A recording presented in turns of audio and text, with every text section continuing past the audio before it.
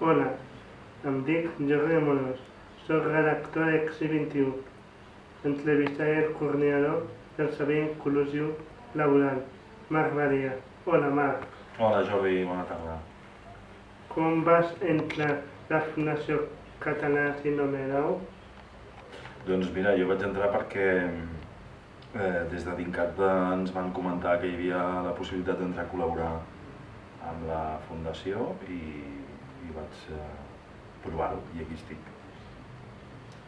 A què et dediques al Servei Inclusiu Laboral i què coordines?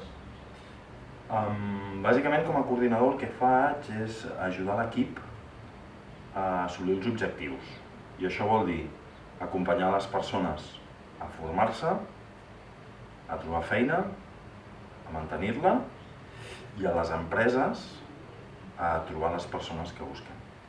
Quantes persones treballen gràcies al Servei Inclusiu Laboral? Afortunadament moltes.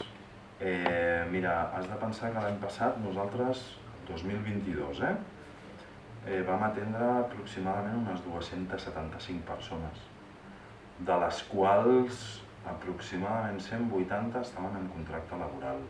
Se'ls ofereixen diferents tipus d'intensitat de suport, però estem en aquestes dades. Quina és la diferència entre inclusiu en l'empresa ordinària i l'empresa de treball especial?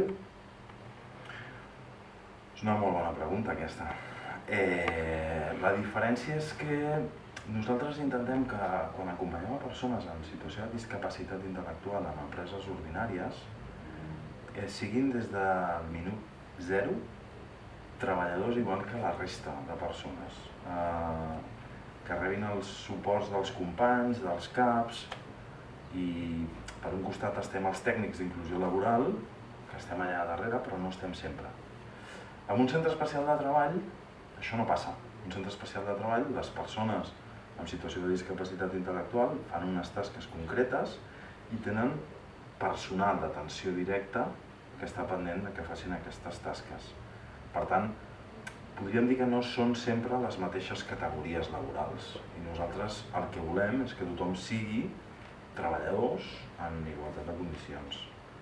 I què opines del sou de les persones en situació de discapacitat intel·lectual?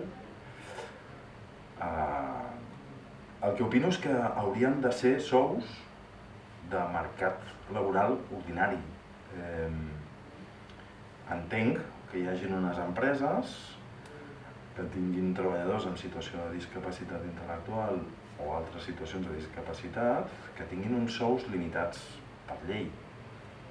Però jo penso que les persones haurien de poder accedir als sous que marca el mercat, que moltes vegades són millors que el salari mínim interprofessional. I què creus que podríem aconseguir les feines adaptades a la nostra necessitat i gustos? De fet, és una de les coses per les que nosaltres lluitem al Servei d'Inclusió Laboral, no? Intentar aconseguir que les persones a les que acompanyem cada cop més treballin d'allò que els agrada i cada cop més aconseguim que estiguin adaptades als seus llocs de treball. Per exemple, si una persona no pot treballar 8 hores, doncs que en treballi menys, perquè és el que pot fer i pot fer-ho bé en aquelles hores. I aquest és l'objectiu. També ets professor, oi? De què? Sí, estic ajudant o estic col·laborant amb diverses universitats. Per exemple, la Universitat Internacional de València, la Universitat Oberta de Catalunya i a la UB vaig col·laborar amb un màster que va fer la Fundació Catalana Síndrome de Down per atenció a persones en situació de síndrome de Down. A la UOC estic ajudant amb el grau d'Educació Social i a la BIU col·laborava amb projectes de TFM. Com veus les possibilitats d'emprenedoria del món discapacitat intel·lectual? Gran pregunta aquesta, Jordi. Ho veig complicat. Mira, fa poc el Saúl, un company de l'equip i jo vam anar a València en un congrés i vam presentar el projecte de la inclusivadora de la Fundació Catalana Síndrome de Down, on ajudem a persones tirar endavant projectes d'emprenedoria. Una de les xifres que vam presentar allà deia que de cada 1.000 emprenedors que hi ha a Espanya, un té situació de discapacitat intel·lectual. Aquestes xifres són impressionants, per tant volem ajudar a créixer aquestes xifres. I què opines de la revista Digital X21? Què opino? Que és una iniciativa superxula i superpotent. El que opino és que us heu de fer sentir més, que heu de fer més soroll, perquè és una iniciativa, a mi personalment m'encanta, i algunes de les entrevistes he tingut el temps de mirar-me-les i m'agraden molt. Penso que iniciatives com aquestes són molt necessàries. Doncs moltes gràcies, Marc, per fer l'entrevista. Gràcies a tu per entrevistar-me, Jordi.